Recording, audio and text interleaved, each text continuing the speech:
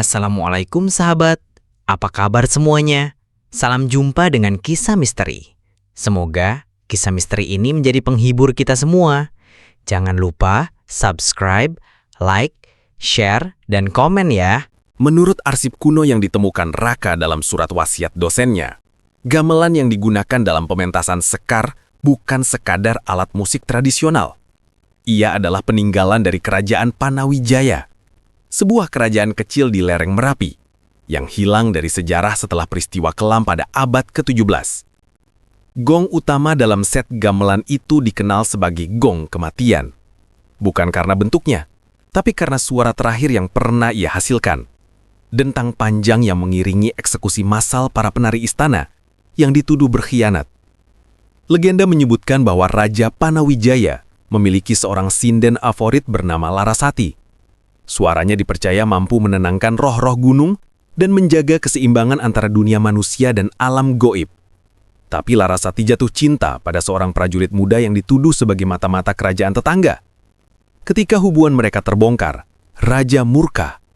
Dalam pementasan terakhirnya, Larasati menyanyikan tembang larangan yang hanya boleh dibawakan saat upacara kematian raja. Gong kematian dibunyikan sebagai penutup, dan saat dentangnya menggema, seluruh penari yang ikut dalam pementasan itu, termasuk Larasati, menghilang. Tidak ditemukan jasad, tidak ada darah, hanya bau melati yang menyengat, dan gamelan yang tetap berdentang sendiri selama 7 hari 7 malam. Setelah kejadian itu, kerajaan Panawijaya runtuh, penduduknya mengungsi, istana terbakar, dan gamelan pusaka itu dikubur di bawah tanah, disegel dengan mantra dan sesajen. Tapi seperti kutukan yang menunggu waktu, gamelan itu akhirnya ditemukan kembali oleh seorang kolektor seni pada tahun 1960-an, dan tanpa mengetahui sejarahnya, ia menyumbangkannya ke kampus seni sebagai warisan budaya. Raka membaca catatan itu dengan tangan gemetar. Ia ingat suara gamelan yang berdentang sendiri di ruang bawah tanah. Ia ingat bayangan penari tak berwajah. Dan ia tahu, pementasan sekar bukan sekadar pertunjukan. Itu adalah pengulangan. Sebuah pemanggilan. Di bagian bawah surat wasiat, ada satu kalimat yang ditulis dengan tinta merah. Gong itu tidak menerima pengkhianatan. Siapapun yang membunyikannya tanpa restu akan menjadi bagian dari pementasan yang tidak pernah selesai. Raka menatap foto lama pementasan tahun 1963. Wajah para penari kabur. Tapi satu hal kini terlihat jelas. Di tengah panggung, berdiri gong besar dengan ukiran naga dan bunga melati. Dan di baliknya, bayangan Larasati, atau sekar, atau mungkin keduanya. Ia tahu, untuk menghentikan kutukan ini, ia harus menemukan gong kematian.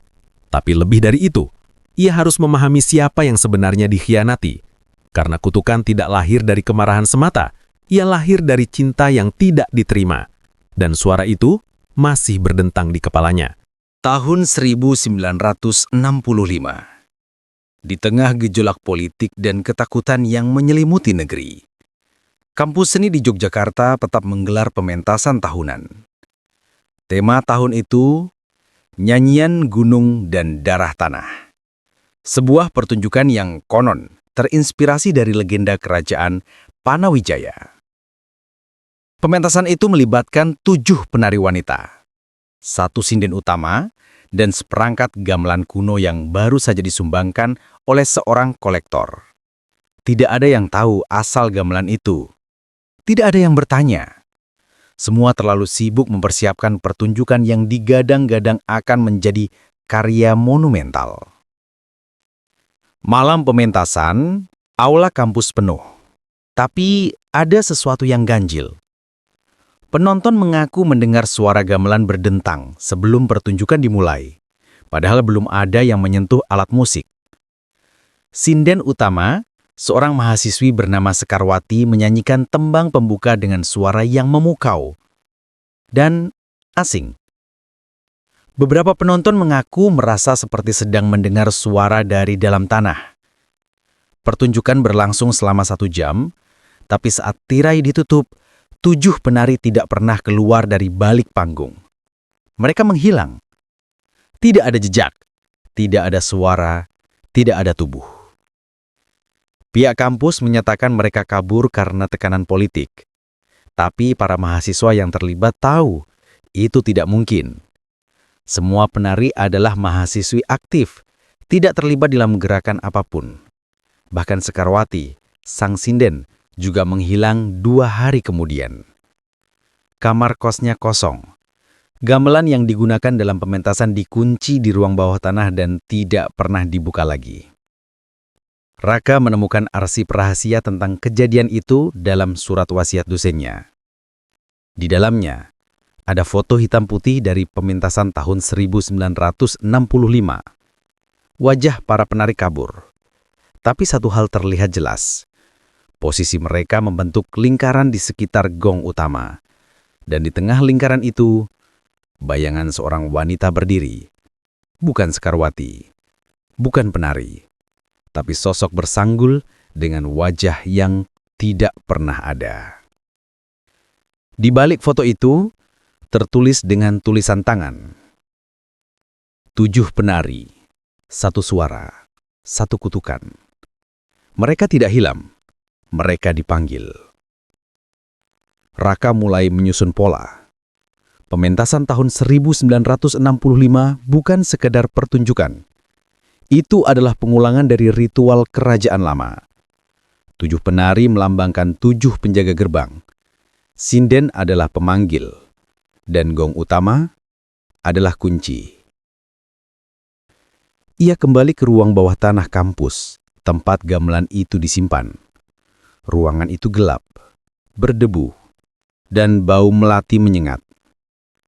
Gamelan masih utuh, tapi gong utama retak. Di permukaannya ada bekas sidik jari, 7. Dan di tengahnya, ukiran wajah samar mulai muncul. Raka menyentuh gong itu. Suara berdentang pelan terdengar. Tidak keras, tapi cukup untuk membuat bayangan di dinding bergerak. 7 siluet penari muncul. Mereka menari tanpa suara, tanpa wajah. Dan di tengah mereka, Sekarwati berdiri, menyanyikan tembang yang tidak pernah diajarkan di kampus. Raka mundur. Ia tahu, kutukan belum selesai. Karena pementasan tahun 1965 bukan akhir. Itu adalah awal dari panggilan yang akan terus berulang sampai gong kematian dibunyikan dengan restu. Dan restu itu hanya bisa diberikan oleh mereka yang telah hilang. Raka berdiri di tengah kebun bambu yang sunyi, hanya ditemani suara angin dan gemerisik dedaunan. Di hadapannya, tanah yang sedikit lebih tinggi dari sekelilingnya, ditandai dengan lingkaran batu melati yang sudah memudar warnanya. Tidak ada nisan, tidak ada nama. Tapi menurut surat wasiat dosennya, inilah tempat diguburkannya para penari yang hilang dalam pementasan tahun 1965. Makam tanpa batu nisan. Menurut catatan rahasia yang disimpan di perpustakaan kampus, setelah kejadian misterius itu, 7 jasad ditemukan di ruang bawah tanah kampus. Tubuh mereka kaku, mata terbuka, dan wajah mereka hilang. Kulit wajah mereka rata, seperti belum pernah memiliki identitas. Tidak ada darah, tidak ada luka. Hanya bau melati yang menyengat dan gong yang berdentang pelan meski tak disentuh. Karena takut akan skandal dan tekanan politik saat itu, pihak kampus memutuskan untuk menguburkan mereka diam-diam. Tidak ada laporan resmi, tidak ada pemakaman. Hanya satu dosen yang menolak diam. Dosen yang kemudian menulis surat wasiat untuk Raka. Ia menulis, mereka bukan korban, mereka adalah penjaga. Dan makam ini bukan tempat peristirahatan, ini adalah gerbang. Raka berlutut di depan tanah itu. Ia merasakan hawa dingin yang tidak berasal dari angin. Seolah ada sesuatu yang mengintai dari balik tanah. Ia menaburkan bunga melati segar yang dibawanya, seperti yang tertulis dalam surat wasiat. Dan saat kelopak terakhir jatuh ke tanah, suara gamelan terdengar samar dari kejauhan. Dentang pelan, irama lambat, tapi bukan dari kampus. Suara itu datang dari dalam tanah. Raka mundur. Di sekelilingnya, Bambu mulai bergoyang meski angin tak lagi bertiup. Bayangan 7 penari muncul di antara batang-batang bambu. Mereka menari tanpa suara. Gerakan mereka lambat dan teratur. Wajah mereka tetap kosong, tapi tubuh mereka memancarkan aura kesedihan yang dalam. Di tengah lingkaran penari, muncul sosok sinden bersanggul. Ia tidak menyanyi. Ia hanya menatap Raka. Dan dari tatapan itu, Raka tahu, kutukan belum selesai. Gong kematian belum dibunyikan dengan restu, dan makam ini bukan akhir. Raka berusaha bicara tapi suaranya hilang. Ia hanya bisa menatap saat para penari perlahan menghilang, satu persatu, meninggalkan bau melati yang semakin pekat. Tanah kembali sunyi. Tapi kini, di tengah lingkaran batu melati, muncul satu benda kecil. Sebuah kenong tua, retak di bagian tengahnya, dengan ukiran naga dan bunga. Raka tahu, ini bukan sekedar kenong. Ini adalah bagian dari gamelan pusaka yang hilang. Dan ia tahu, untuk menghentikan kutukan, ia harus mengumpulkan semua bagian gamelan dan menggelar pementasan terakhir. Bukan untuk penonton, tapi untuk mereka yang telah hilang.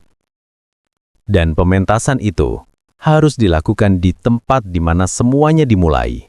Di atas makam, tanpa batu nisan.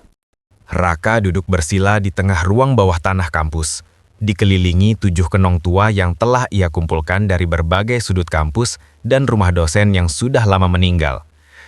Di hadapannya, gong kematian berdiri diam, retak di bagian tengahnya, seolah menunggu sesuatu untuk membangkitkan suara terakhirnya. Ia membuka lembaran terakhir dari surat wasiat dosennya. Di sana tertulis bait-bait kidung kuno, ditulis dengan aksara Jawa halus, dan di bawahnya terjemahan kasar dalam bahasa Indonesia. Kidung itu bukan sekedar tembang, ia adalah mantra. Sebuah panggilan yang dipercaya mampu membuka gerbang antara dunia manusia dan arwah yang belum selesai menari. Kidung ini hanya boleh dinyanyikan oleh mereka yang tidak takut kehilangan wajahnya. Begitu bunyi catatan kecil di bawah teks kidung. Raka menatap bayangan dirinya di cermin kecil yang ia bawa. Wajahnya masih utuh, tapi matanya mulai memudar. Sejak ia menyentuh gong kematian, ia merasa ada sesuatu yang mengikis identitasnya perlahan. Ia tahu, menyanyikan kidung ini berarti menyerahkan sebagian dari dirinya. Ia menarik napas dalam, lalu mulai menyanyikan bait pertama. Suara gamelan berdentang pelan, meski tak ada yang menyentuhnya. Kenong bergetar, gong mengeluarkan dengungan rendah. Dan dari dinding-dinding ruang bawah tanah, bayangan mulai muncul. 7 penari, 1 sinden, dan di tengah mereka, Larasati, sinden kerajaan yang dikutuk karena cinta. Raka terus menyanyikan bait demi bait. Suaranya bergetar, tapi kidung itu seolah memiliki nyawa sendiri. Ia tidak menyanyi, ia dipandu. Di bait ketiga, gong kematian berdentang keras, ruangan bergetar, cermin pecah, dan bayangan Larasati melangkah maju. Ia tidak memiliki wajah, tapi tubuhnya memancarkan aura yang membuat Raka tak bisa bergerak. Larasati mengangkat tangan, dan para penari mulai menari. Gerakan mereka lambat, penuh kesedihan, seolah menari bukan untuk hiburan, tapi untuk melepaskan beban yang telah mereka pikul selama puluhan tahun. Di bait terakhir, Raka berhenti. Ia tahu, bait ini adalah penutup. Sekali dinyanyikan, gerbang akan terbuka. Tapi ia ragu. Jika gerbang terbuka, apakah mereka akan pergi atau justru masuk? Larasati mendekat. Ia menyentuh gong kematian. Retakan di permukaannya menyatu perlahan. Gong itu utuh kembali. Dan suara terakhir yang keluar bukan dentang, tapi tangisan. Raka menyanyikan bait terakhir. Ruangan menjadi sunyi. Bayangan menghilang. Gamelan berhenti berdentang. Tapi di tengah ruangan, gong kematian kini memancarkan cahaya samar.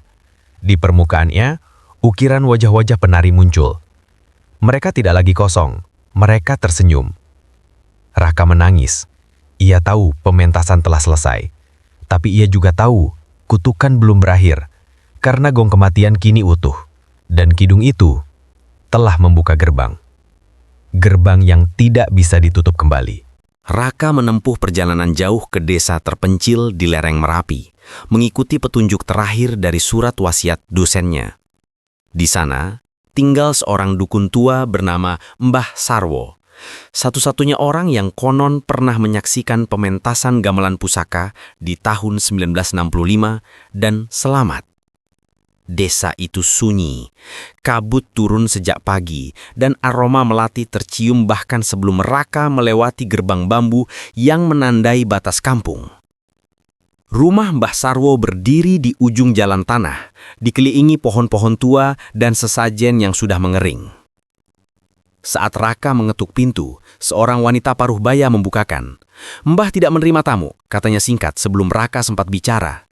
Tapi ketika Raka menyebut nama Sekarwati dan gong kematian, wanita itu terdiam. Ia menatap Raka dengan mata yang penuh ketakutan, lalu mempersilahkan masuk. Di dalam rumah, Mbah Sarwo duduk di kursi rotan. Tubuhnya kurus, kulitnya keriput, dan matanya tampak kosong. Di hadapannya, sebuah kenong kecil diletakkan di atas kain putih, dikelilingi bunga melati segar. Raka memperkenalkan diri, menjelaskan bahwa ia sedang menyelidiki kutukan gamelan pusaka dan mencari cara untuk menghentikannya. Mbah Sarwo tidak menjawab, ia hanya menatap kenong itu lalu menggeleng pelan. Sudah terlambat, gumamnya akhirnya. Gerbang sudah terbuka, kau tidak bisa menutupnya.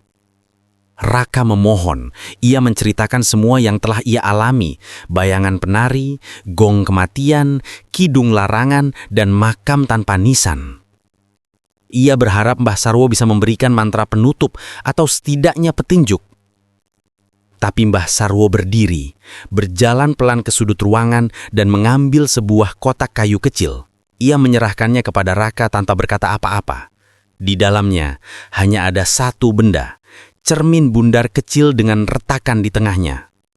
Lihatlah, kata Mbah Sarwo, kalau kau masih punya wajah, kau masih bisa kembali. Raka menatap cermin itu. Wajahnya masih ada. Tapi matanya samar, seolah ada bayangan lain yang mulai menggantikan dirinya. Mereka tidak ingin kau bicara dengan saya. Mereka sudah menari terlalu lama. Dan kau sudah menjadi bagian dari pementasan. Raka bertanya siapa mereka yang dimaksud.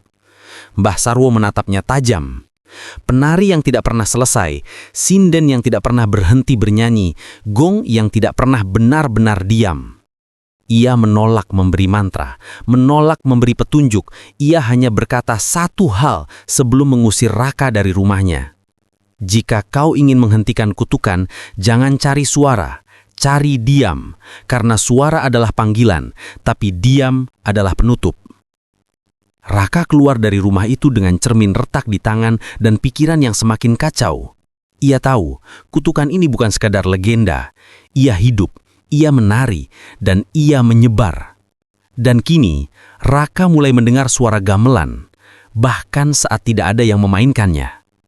Tanggal 14 Suro, hari yang dipercaya sebagai waktu paling rawan untuk melakukan ritual atau pertunjukan spiritual di tanah Jawa. Hari ketika batas antara dunia nyata dan gaib menjadi tipis. Hari ketika arwah yang belum tenang bisa kembali, jika dipanggil. Dan itulah hari yang dipilih Raka untuk menggelar pementasan terakhir. Ia tidak memilih tanggal itu. Ia tidak ingin. Tapi gong kematian berdentang sendiri pada malam sebelumnya, dan suara gamelan terdengar dari ruang bawah tanah meski tidak ada yang menyentuhnya. Di layar laptop Raka, file audio kidung sekar.mp3 terbuka sendiri. Ia tahu, panggilan sudah datang, dan ia tidak bisa menolak. Pementasan digelar diam-diam di aula kampus lama yang sudah tidak digunakan. Hanya ada Raka, 7 kenong pusaka, dan 1 gong besar yang kini utuh kembali. Ia menyiapkan bunga melati, cermin retak, dan lembaran kidung larangan yang telah ia hafal. Ia tidak mengundang penonton. Tapi, saat ia mulai menyanyikan bait pertama, bayangan mulai muncul di kursi-kursi kosong. Siluet penari, sosok bersanggul, dan di tengah mereka, Larasati berdiri, mengenakan kebaya hitam dan kain batik yang tampak seperti berlumur darah. Gamelan berdentang sendiri. Irama lambat, berat, seolah berasal dari dalam tanah. Raka terus menyanyikan kidung dan para penari mulai bergerak. Gerakan mereka anggun, tapi tidak manusiawi. Sendi mereka berputar terlalu lentur. Kepala mereka miring tanpa batas dan wajah mereka tetap kosong. Di bait ketiga, gong kematian berdentang keras. Aula bergetar, lampu padam. Tapi panggung tetap terang disinari cahaya yang tidak berasal dari dunia ini. Larasati melangkah maju. Ia tidak menyanyi. Ia menatap Raka. Dan dari tatapan itu, Raka tahu, pementasan ini bukan untuk menghibur. Ini adalah pemanggilan, sebuah penyelesaian. Raka menyanyikan bait keempat. Suaranya pecah. Air matanya mengalir. Ia melihat wajah-wajah penari mulai muncul perlahan. Mata mereka terbuka. Mulut mereka bergerak. Tapi suara mereka tidak terdengar. Mereka bernari dalam diam. Dan gong kematian mulai retak kembali. Di bait terakhir, Raka ragu. Ia tahu jika ia menyelesaikan kidung, gerbang akan terbuka sepenuhnya. Tapi jika ia berhenti, kutukan akan terus berulang. Ia menatap cermin retak di tangannya. Wajahnya masih ada, tapi samar. Seolah ia sudah bukan Raka sepenuhnya. Larasati mendekat, ia menyentuh gong kematian. Retakan menyatu, dan suara terakhir yang keluar bukan dentang tapi nyanyian. Nyanyian yang tidak berasal dari mulut tapi dari dalam kepala Raka. Ia menyanyikan bait terakhir. Aula menjadi sunyi, bayangan menghilang, gamelan berhenti berdentang. Tapi di tengah panggung, gong kematian kini memancarkan cahaya samar. Di permukaannya, ukiran wajah-wajah penari muncul. Mereka tersenyum, mereka tenang. Raka jatuh terduduk. Ia tahu pementasan telah selesai. Tapi ia juga tahu, ia telah membayar harga. Karena saat ia menatap cermin retak, wajahnya tidak lagi utuh. Dan di luar aula, bau melati menyebar. Hari terlarang telah berlalu. Tapi gerbang tetap terbuka. Studio rekaman kampus itu sudah lama tidak digunakan. Dindingnya berlapis busa peredam suara yang mulai mengelupas. Dan mikrofon tua tergantung di tengah ruangan, seperti menunggu suara yang tak pernah datang. Raka datang ke sana bukan untuk merekam, tapi untuk mencari sumber suara misterius yang telah menghantuinya selama 3 malam berturut-turut. Suara tangisan bayi. Tangisan itu tidak berasal dari luar, tidak dari kos-kosan sebelah, tapi dari dalam studio, meski ruangan itu selalu terkunci. Awalnya Raka mengira itu hanya halusinasi akibat tekanan kutukan yang ia hadapi. Tapi ketika ia memutar kanan kidung larangan yang pernah ia simpan, suara tangisan itu muncul di latar belakang. Jelas, nyaring, dan menyedihkan. Ia memutuskan untuk menyelidiki. Malam itu, Raka membawa cermin retak dan kenong kecil yang ia temukan di makam tanpa nisan. Ia duduk di tengah studio, menyalakan satu lilin, dan memutar ulang rekaman kidung Sekar. Saat bait kedua diputar, suara tangisan bayi terdengar lagi. Tapi kali ini tidak hanya di rekaman. Tangisan itu bergema di ruangan. Raka menoleh. Tidak ada siapa-siapa. Tapi suhu ruangan turun drastis. Lilin bergetar.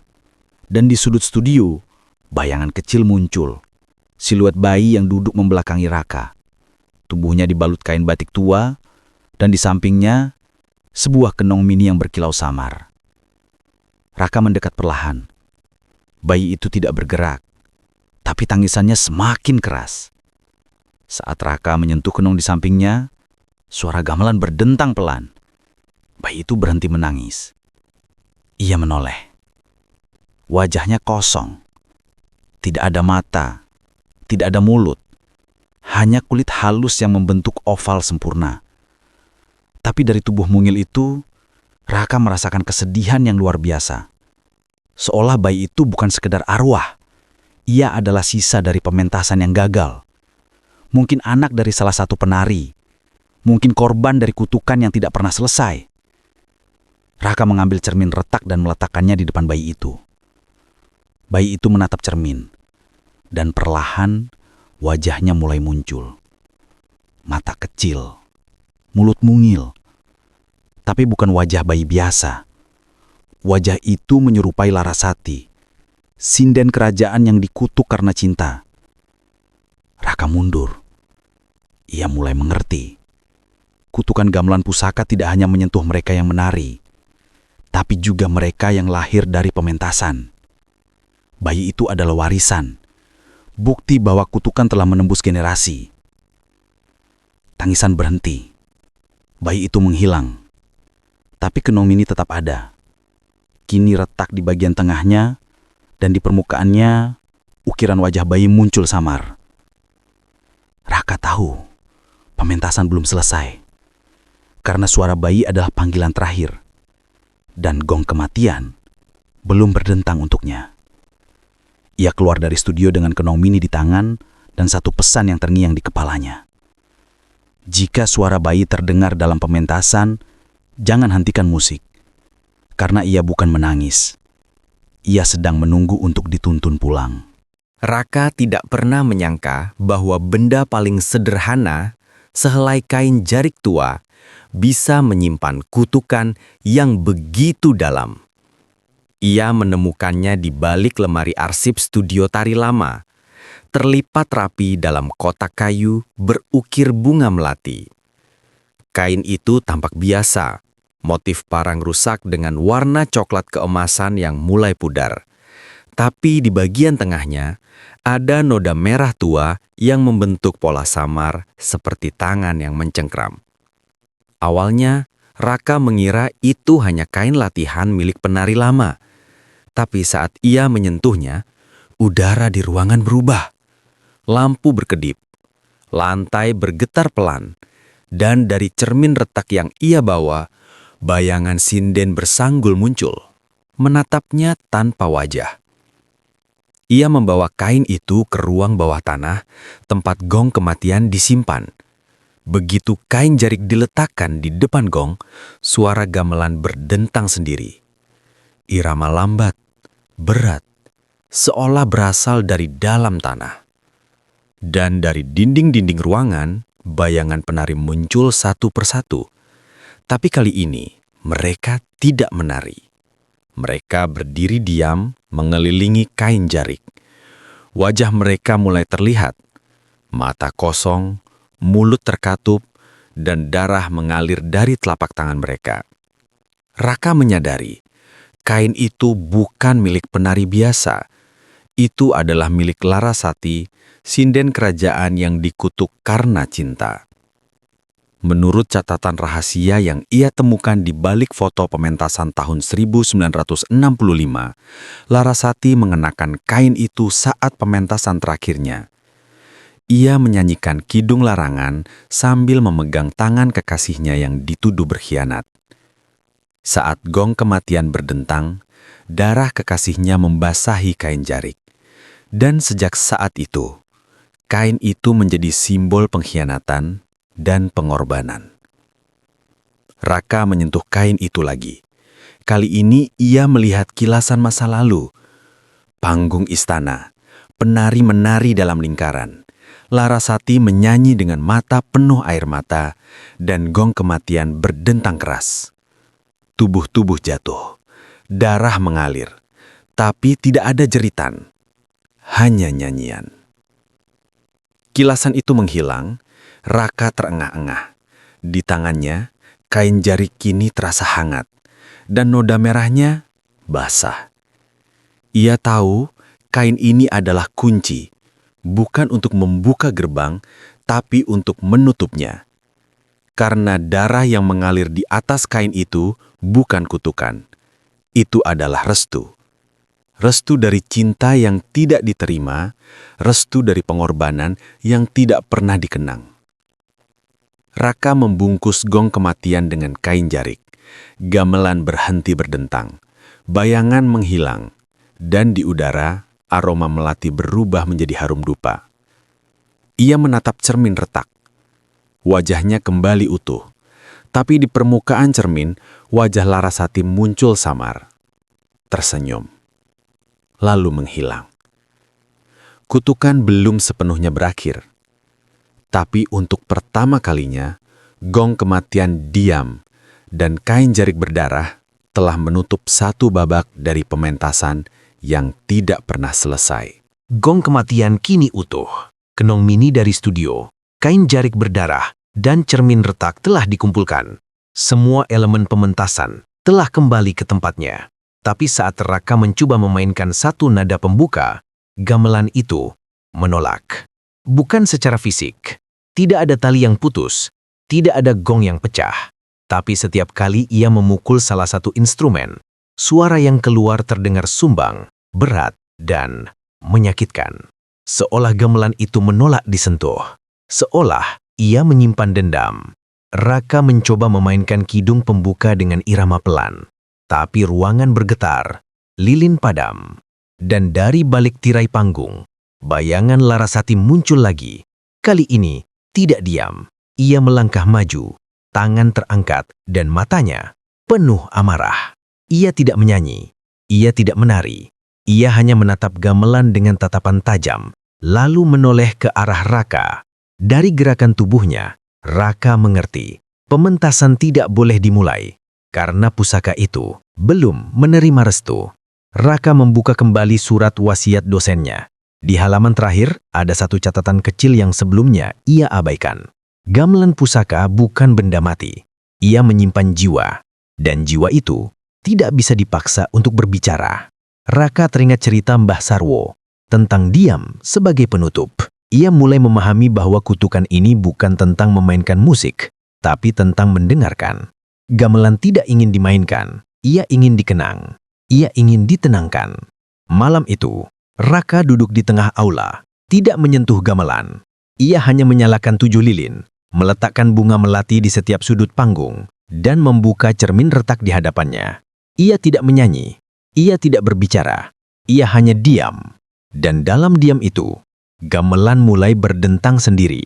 Nada pertama pelan, nada kedua lebih dalam, lalu irama terbentuk. Bukan dari tangan manusia, tapi dari ingatan. Bayangan penari muncul. Larasati berdiri di tengah, tapi kali ini ia tersenyum. Ia menyanyi tanpa suara, dan gong kematian berdentang. Tidak dengan kemarahan, tapi dengan kesedihan. Raka menutup mata. Ia melihat kilasan masa lalu, pementasan istana, pengkhianatan, darah, cinta yang tidak diterima. Tapi ia juga melihat sesuatu yang baru.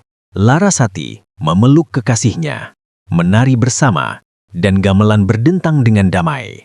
Pusaka itu tidak ingin dimainkan karena ia tidak ingin dipaksa mengulang luka. Ia ingin dikenang sebagai warisan, bukan kutukan. Ketika Raka membuka mata, aula sunyi, bayangan menghilang, gong kematian diam. Tapi di permukaannya, ukiran baru muncul. 2 sosok menari bersama, dikelilingi bunga melati. Raka tahu, pementasan telah selesai. Tapi lebih dari itu, ia tahu bahwa gamelan pusaka telah menerima satu hal yang selama ini ditolak. Pengakuan. Dan dalam pengakuan itu, kutukan mulai memudar. Aula kampus lama itu kini kosong. Tidak ada lagi bayangan penari. Tidak ada dentang gamelan. Tapi Raka tahu, pementasan belum benar-benar berakhir. Ia duduk di tengah panggung, di mana gong kematian berdiri diam. Dibungkus kain jarik berdarah. Di tangannya, cermin retak memantulkan wajahnya yang mulai memudar. Ia telah menyanyikan kidung larangan, menyaksikan bayi menangis di studio, dan melihat pusaka menolak dimainkan. Tapi satu sosok belum muncul sepenuhnya. Larasati. Sinden yang menjadi awal dari kutukan. Sinden yang menyanyikan tembang kematian. Sinden yang menghilang tanpa jejak, tapi meninggalkan gema yang tak pernah berhenti. Raka menyalakan 7 lilin, meletakkan melati segar di setiap sudut panggung, dan duduk bersila. Ia tidak berniat menyanyi. Ia hanya ingin mendengar. Karena Mbah Sarwo pernah berkata, Jika kau ingin menghentikan kutukan, jangan cari suara. Cari diam. Dan dalam diam itu, suara mulai muncul. Bukan dari gamelan, bukan dari gong kematian, tapi dari dalam kepala Raka. Suara tangisan yang halus, nyaris tak terdengar. Tangisan yang tidak memiliki nada, tidak memiliki kata. Tangisan yang hanya bisa dirasakan. Ia menoleh ke arah cermin, bayangan Larasati muncul perlahan. Rambutnya bersanggul, kebaya hitam membalut tubuhnya, dan di matanya, air mata mengalir. Tapi mulutnya tetap tertutup. Ia tidak menyanyi, ia tidak bicara. Ia hanya menangis. Raka mendekat. Ia menyentuh permukaan cermin. Dan seketika, ia melihat kilasan masa lalu. Larasati berdiri di panggung istana, menyanyikan tembang larangan dengan suara yang memecah malam. Di hadapannya, kekasihnya ditarik oleh prajurit. Gong berdentang. Penari jatuh. Darah mengalir. Tapi Larasati terus menyanyi. Sampai suaranya hilang, sampai wajahnya hilang, sampai ia menjadi bayangan. Kilasan itu menghilang. Raka terengah-engah. Di hadapannya, Larasati kini berdiri di panggung menatapnya. Ia mengangkat tangan, menunjuk gong kematian, lalu meletakkan tangan di dada. Raka mengerti. Larasati tidak ingin dikenang sebagai kutukan. Ia ingin dikenang sebagai cinta yang tidak diterima, sebagai suara yang dipaksa diam, sebagai sinden yang menangis tanpa suara. Raka membuka lembaran terakhir dari surat wasiat dosennya. Di sana, tertulis satu bait tembang yang belum pernah ia nyanyikan. Bait penutup, bait pelepasan. Ia menyanyikannya pelan, tidak dengan nada, tidak dengan irama, hanya dengan bisikan. Dan saat bait itu selesai, Larasati tersenyum. Air matanya berhenti. Bayangannya memudar. Gong kematian berdentang sekali. Pelan, dalam, dan damai. Cermin retak pecah. Tapi di pecahannya, wajah Larasati muncul utuh. Ia tidak lagi bersanggul. Ia tidak lagi menangis. Ia telah tenang. Raka menutup mata. Ia tahu kutukan telah selesai. Tapi lebih dari itu, ia tahu bahwa suara yang paling kuat adalah suara yang tidak pernah terdengar. Dan sinden yang menangis tanpa suara akhirnya bisa pulang.